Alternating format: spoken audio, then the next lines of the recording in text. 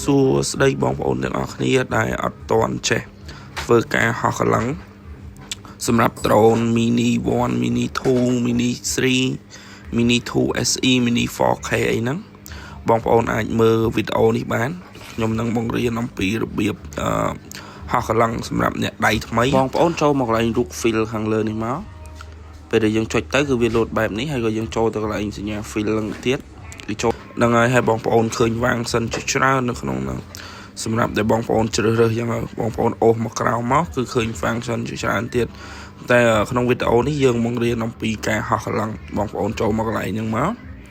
គឺមានសញ្ញាហោះកម្លាំងហ្នឹងហើយក៏មានការបង្រៀនក្នុងវីដេអូហ្នឹងដែរហ្នឹងហើយខ្ញុំសម្រាប់ខ្ញុំយកគោលដៅផ្ទះដែលទើបតែសាងសង់នេះ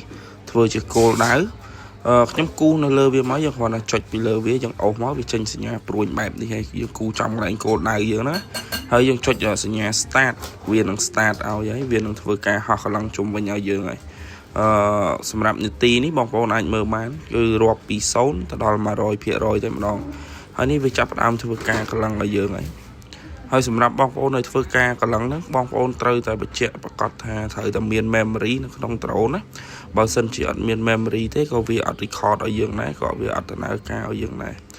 ហើយសម្រាប់នេះខ្ញុំបានមកពាក់ memory ពាក់អីហើយបងប្អូនអាចក្លែកទៅមើលបានកន្លែងសញ្ញាក្រហមយើងចុច start ហ្នឹងគឺវាមាន load លេខទៅរហូតតម្រូវឲ្យដល់ 100% បានវីដេអូហ្នឹងវា record ពេញសម្រាប់ការហោះជុំវិញអញ្ចឹងណាហើយសម្រាប់បងប្អូននៅពេល start ហើយបងប្អូនអាចចូលមើលបាននៅក្នុងរូបវីដេអូនេះ